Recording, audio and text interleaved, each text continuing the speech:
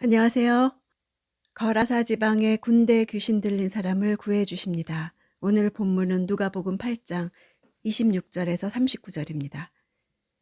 26절 예수의 일행은 갈릴리 호수 건너편 거라사 지방으로 배를 저어 갔습니다.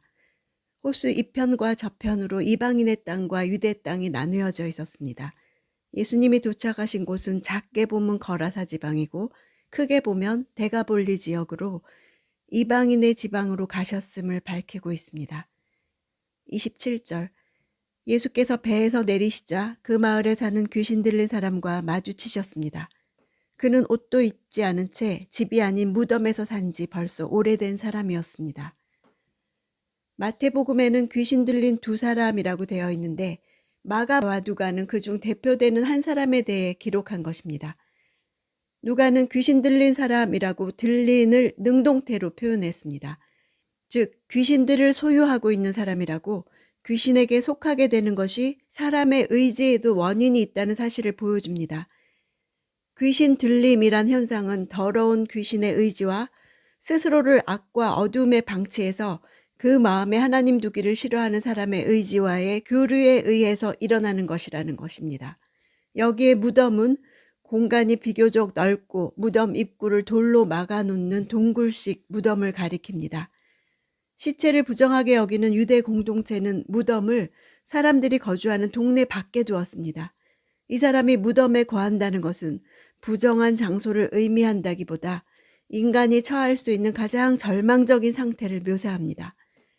누가는 집이 아닌 무덤이라고 기록하면서 한 개인이 삶의 터전을 잃어버리고 소외된 가슴 아픈 현실을 표현하고 있습니다. 예수께서 배에서 내리시자마자 귀신 들린 사람도 무덤에서 나와서 마주친 것은 예수님과 데가볼리를 지배하고 있는 사탄과의 대결에 대한 긴장감을 보여줍니다. 28절 그가 예수를 보자 소리를 지르며 예수의 발 앞에 엎드려 지극히 높으신 하나님의 아들 예수여 내가 당신과 무슨 상관이 있습니까? 제발 저를 괴롭히지 마십시오. 라고 찢어질 듯 큰 소리로 외쳤습니다.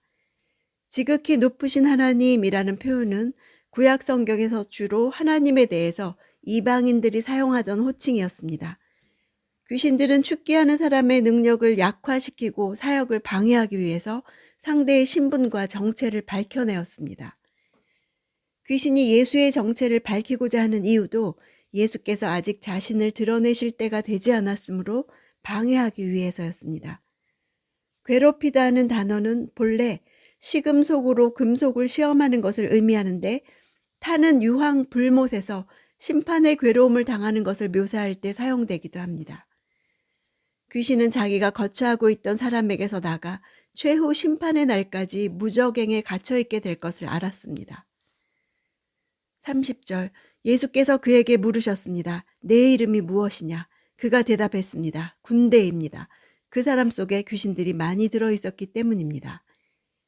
귀신의 이름을 묻는 것은 당시 헬라 세계에서 귀신을 쫓아낼 때 자주 사용되던 주술적 방법이었습니다. 예수께서 이방인의 방식으로 하신 것은 이방인인 그들과의 접촉점을 만들기 위해서였습니다. 군대라는 용어는 귀신의 강함을 드러내기 위해서 당시 가장 막강한 로마 군단의 이미지를 가져온 것입니다.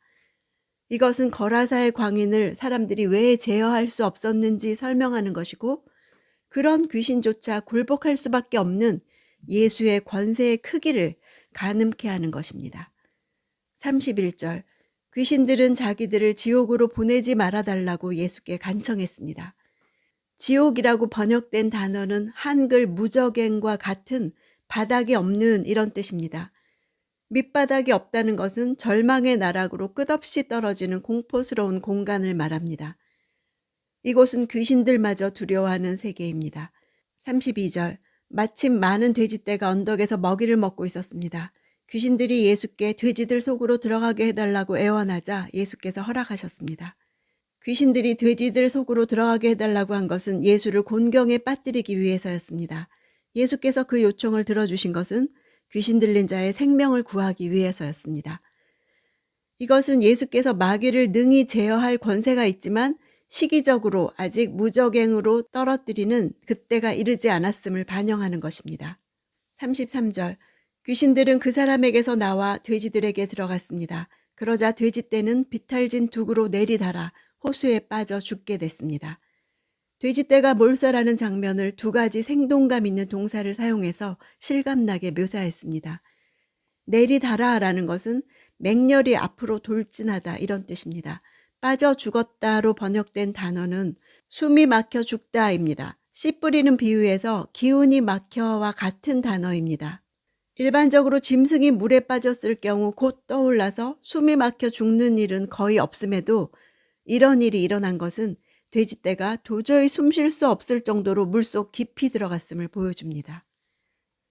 37절 38절 그러자 거라사 주변의 모든 사람들은 두려움에 가득 차 예수께 떠나달라고 간청했습니다. 그리하여 예수께서는 배를 타고 그곳을 떠나셨습니다. 귀신 들렸던 그 사람은 자신도 함께 가겠다고 예수께 애원했습니다. 그러나 예수께서는 그를 보내며 말씀하셨습니다. 두 종류의 간구가 나옵니다. 거라사 땅 모든 사람들이 예수께 떠나달라고 간청한 반면 귀신 들림에서 고침받은 사람은 예수와 함께 있기를 간청했습니다. 거라사 땅 사람들은 자기들이 예수를 필요로 하지 않는 온전한 사람이라고 믿었기에 그들을 찾아오신 예수를 배척했습니다. 하지만 귀신에서 노임받은 자는 바로 전까지만 해도 귀신 들려 처참하게 살았습니다. 이제 예수가 없이는 바르게 살 수 없는 연약한 인간이라는 사실을 깨닫고 예수를 따르게 해달라고 간구한 것입니다. 이것이 은혜를 체험한 사람과 그렇지 못한 사람의 차이입니다. 예수께서 그를 보내며 할 때 보낸다는 동사는 놓아주다, 풀어놓아 다니게 하다 이런 뜻입니다. 예수께서는 귀신 들린 자를 이제까지 속박하고 있던 어둠의 세력으로부터 자유롭게 해주셨던 것입니다. 이 축기 기사는 영적인 해방을 가져오는 예수의 새 출애굽이 유대인만이 아니라 이방인도 위한 것임을 보여줍니다. 예수께서 이방 지역에서 축기를 행하신 것은 공생애 중에 이방 선교를 시도하신 사건입니다. 이방인들은 경제적인 손실을 두려워해서 예수를 받아들이지 않지만 예수께서는 축기된 사람을 이 지역에 파송하십니다. 39절 집으로 돌아가서 하나님께서 내게 하신 일을 다 말하여라. 그러자 그 사람은 온 마을을 다니며 예수께서 얼마나 큰 일을 행하셨는지 전했습니다. 집으로 돌아가라는 것은 귀신에게 속해 비참했던 삶, 무덤에서 완전히 벗어나 가족이 함께하는 집으로 그를 인도하고 계시는 것입니다. 예수님은 자아를 잃어버린 그에게 자아를 찾아주셨고 삶의 터전을 잃어버린 그에게 삶의 터전을 찾아주셨습니다. 그뿐 아니라 하나님이 하신 일을 다 고하라고 그가 앞으로 살아가야 할 삶의 의미를 보여주셨습니다. 집이란 헬라어는 가장을 중심으로 가장의 보호 아래 있는 온 집안의 사람들과 노예들을 포함하는 넓은 개념입니다. 그에게 명한 것은 거라사 전 지역에 영향을 미칠 만한 하나의 선교 사역과도 같은 것이었습니다. 예수가 떠난 그 땅에서 하나님이 예수를 통해 어떻게 큰 일을 행했는지를 온 집에 전파하라는 것입니다. 거라사 땅에서의 예수의 사역은 실패한 것처럼 보이지만 그 땅에는 온몸으로 체험한 증인이 살아서 예수의 복음을 선포할 것이었습니다. 귀신에게 오랜 고통을 당하던 사람이 예수의 한 번 방문과 한마디 명령으로 자유해졌습니다. 그를 지배하던 옛 시대의 질서가 예수님의 능력과 권세 앞에 무력해지는 모습을 보여줍니다. 전에는 옷을 입지 않고도 부끄러움을 모르던 자였으나 이제 옷을 입고 있습니다.